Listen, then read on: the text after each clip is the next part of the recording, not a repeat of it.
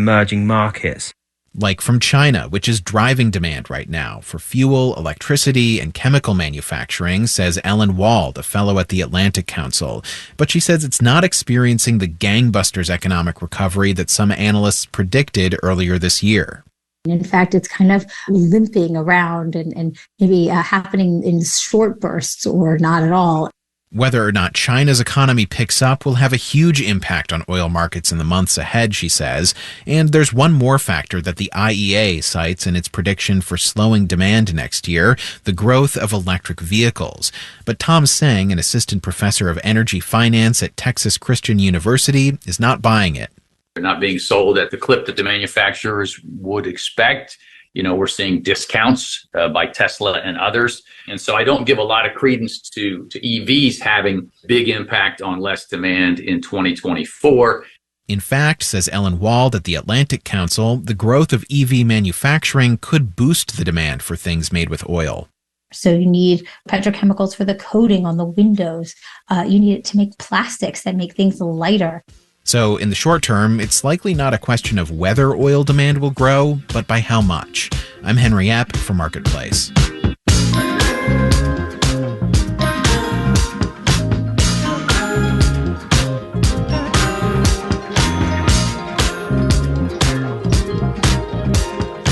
Sometimes you find stories of this economy in the most peculiar places. Marketplace's Savannah Marr takes it from there. Ever since I moved to New Mexico about 3 years ago, there's a question I haven't been able to get out of my head. I started my investigation with a drive around Albuquerque's uptown, what I like to call the Scuba District, because there are 3 scuba diving schools within about 2 miles of each other in Albuquerque. Up here on Manal, we've got the Scuba Center, the New Mexico Scuba Center. If I wanted to get in such a robust scuba economy, about a decade ago, Yasmani Fuentes was wondering the same thing. He was working for a youth after-school program, planning off-site activities, when some of his students asked about learning to dive. Where the heck am I going to find scuba diving in the desert? It's exactly what I said. Turns out there were 8 scuba schools to choose from just in Albuquerque, and more elsewhere in the state. So the kids got certified, and so did Fuentes. And I felt weightless. Being 260 odd pounds, I'm a big boy. And I was like, I feel weightless. This is miraculous. I fell in love. So much so that he quit his job and bought a scuba school called the Scuba Company in Albuquerque. But back to my question about what sustains that industry in New Mexico. The answer is the Blue Hole. The Blue Hole. A big rocky sinkhole where groundwater comes to the surface. Technically called an artesian well, it's about 120 miles west of Albuquerque in a town called Santa Rosa.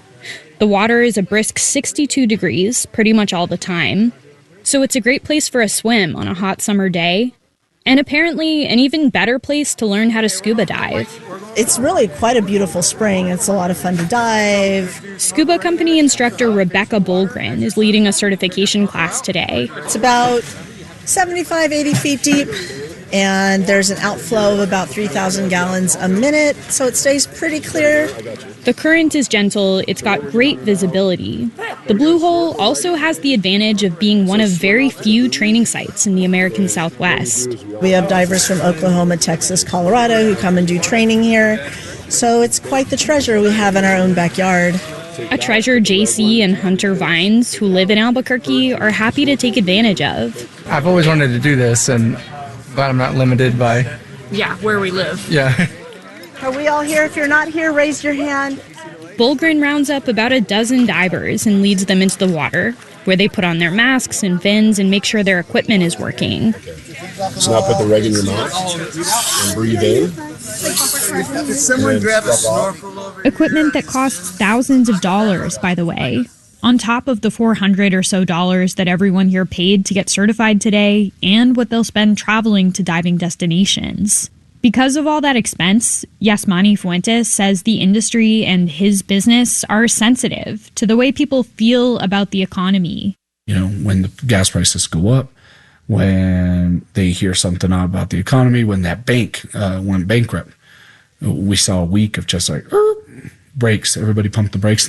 But for the most part, Fuentes says business has been humming along since COVID restrictions started to lift. While we were stuck at home, he says a lot of us took a hard look at our bucket lists.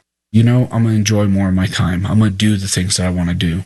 And if that involves learning to breathe underwater, Fuentes and plenty of other instructors can teach you right here in the desert. In New Mexico, the scuba capital of the Southwest, I'm Savannah Marr for Marketplace.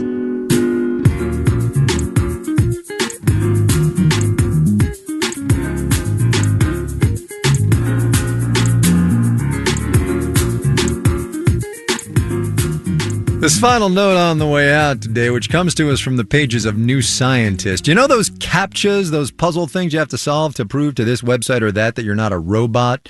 Maybe click on all the traffic lights in this image.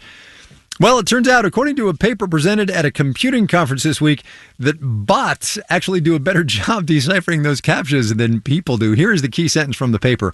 The bot's accuracy ranges from 85 to 100%, with a majority above 96%. This substantially exceeds, the paper goes on, the human accuracy range we observed, 50 to 85%. Also, the bots were faster, too.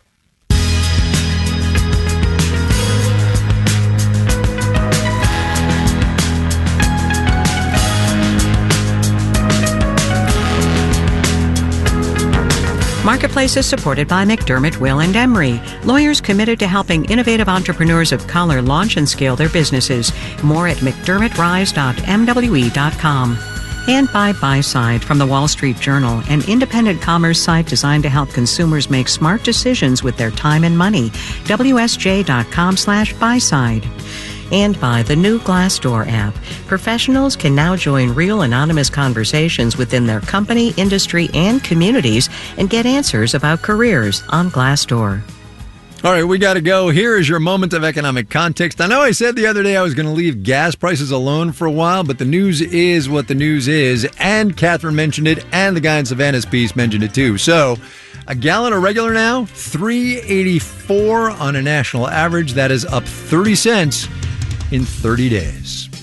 Our theme music was composed by BJ Liederman. Marketplace's executive producer is Nancy Fargali. John Gordon helped out this week. Donna Tam is the executive editor. Neil Scarborough is the vice president and general manager.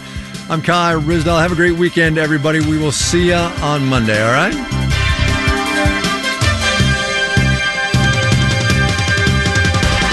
This is APN.